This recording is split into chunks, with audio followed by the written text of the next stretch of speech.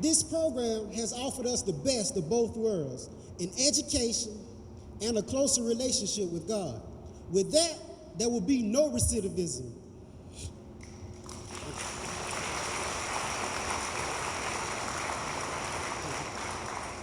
When I arrived at this institution in April of 1997, I was 18 years old, and I testify, God has brought me a very long way. This program has put me on a new path. It has helped me to develop my P personality, my P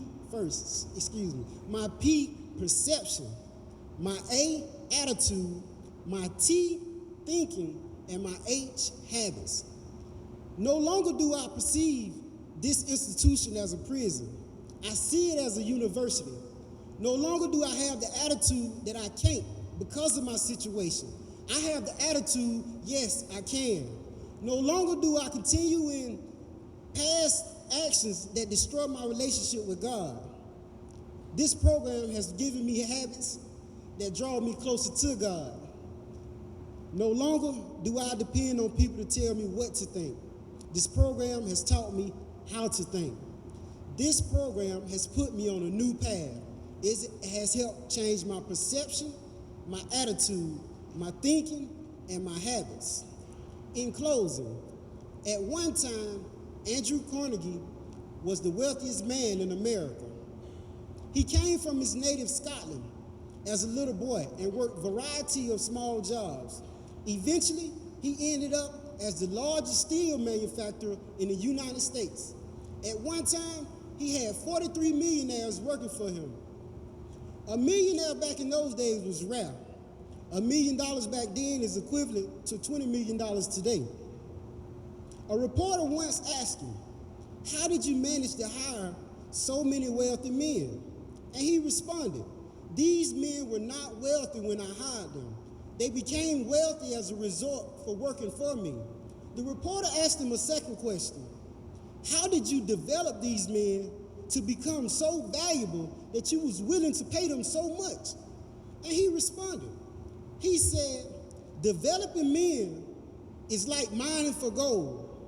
When gold is mined, several tons of dirt must be removed to get to 1 ounce of gold.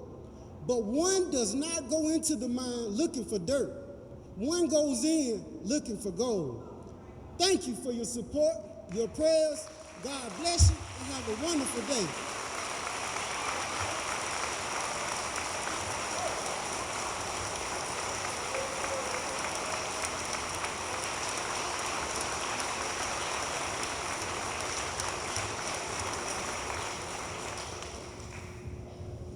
Amen.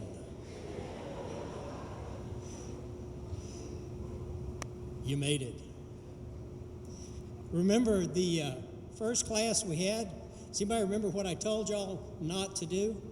Panic. It's okay to panic now if you want to. Because you made it. I'm proud of y'all. Your families are proud of y'all too. There have been times in your past where you did things that your friends and family weren't proud of. But God called you, God transformed you, and you have lived up to that call. You made us all proud. The students we started with,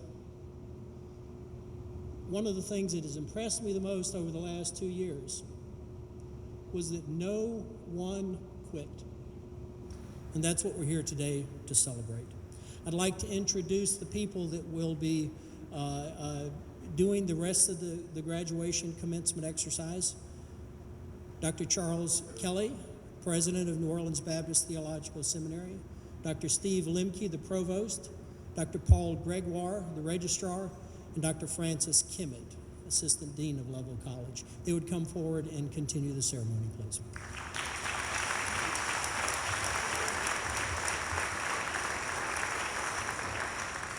Well, to quote an ancient Hebrew expression, wow! What a day, what an occasion, What a great and mighty work God is doing in this place and in these precious lives. I got to tell you, my wife slipped me a little note just before the service started that said kiss on it, and I thought that was very romantic. That she said, turn it over, and I turned it over and said, keep it short, silly. So I'm going to do my very best to do that. My very most favorite verse in all the Bible is one that a lot of people look puzzled when I tell them what it is. It is found in the book of Jonah in the Old Testament, chapter 4, verse 7. It says, God appointed a worm when dawn came the next day. It attacked the gourd tree plant and it withered. Isn't that exciting? Isn't that just the most terrific thing you've ever heard? God appointed a worm when dawn came the next day. It attacked the gourd tree plant and it withered. Now, why is that so great? Just imagine, in that moment in time, when God had something that he needed to get done, out of all the angels in heaven, out of all the people on the face of the earth, out of everything in all of God's creation that he could have chosen and used, who did he pick? A worm. And if God can do something with a worm, there's hope for me.